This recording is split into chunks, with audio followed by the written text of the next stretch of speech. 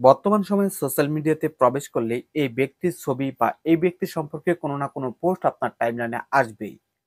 তো কে এই ব্যক্তি, কেনই বা তিনি এত আলোচিত সমালোচিত, সকল বিষয় জানবেন আজকের ভিডিও থেকে। স্ক্রিনে যে ব্যক্তিকে দেখছেন, এই ব্যক্তির নাম চিন্ময় কৃষ্ণ দাস ব্রহ্মচারী। আর কেনই বা তাকে গ্রেফতার করা হলো, কিংবা গ্রেফতারের পরই বা কেন চারদিকে এত আলোচনা সমালোচনা সৃষ্টি হলো। চিন্ময় কৃষ্ণ দাস আসল নাম ছিল চন্দন কুমার ধর। গত 5ই আগস্ট ছাত্র জনতার অভ্যুত্থানের পর একাধিক সমাবেশের নেতৃত্ব দেন তিনি। তার দাবি, সনাতন ধর্মাবলম্বীদের উপর হওয়া নিপীড়নের বিরুদ্ধে প্রতিবাদ জানাতেই এই সমাবেশ। তবে তার কর্মকাণ্ড নিয়ে বিতর্ক দানা বাঁধে।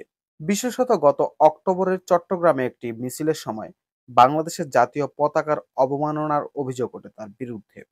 এই ঘটনায় তার বিরুদ্ধে মামলাও করা হয়, যে মামলায় বর্তমানে তিনি কারাবন্দী।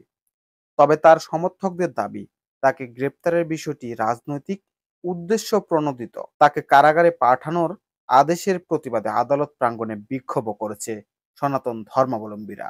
ধর্মীয় ওই নেতাকে গ্রেফতারের বিষয়ে ঢাকা মহানগর পুলিশের মুখপাত্র তালেবুর রহমান জানিয়েছেন, কৃষ্ণ দাসের বিরুদ্ধে অভিযোগ তদন্তাধীন রয়েছে। তবে সুনির্দিষ্টভাবে কি অভিযোগ আনা হয়েছে সে বিষয়ে বিস্তারিত কিছু তথ্য জানানো হয়নি।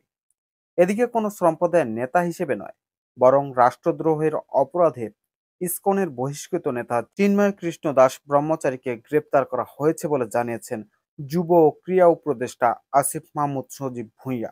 তিনি বলেন, বাংলাদেশের স্বাধীনতা, সার্বভৌমত্ব ও রাষ্ট্রের বিরুদ্ধে কোনো ষড়যন্ত্র মেনে নেওয়া যাবে না। এটিই ছিল মূলত চিন্ময় কৃষ্ণ দাস ব্রহ্মচারীকে গ্রেফতারের মূল কারণ বা তার আসল পরিচয়। কেনই বা তিনি সমালোচিত বা আলোচিত হয়েছেন। সো এই সম্পর্কে আপনার মতামতটা কি, অবশ্যই এই ভিডিওতে কমেন্ট করে যাবেন।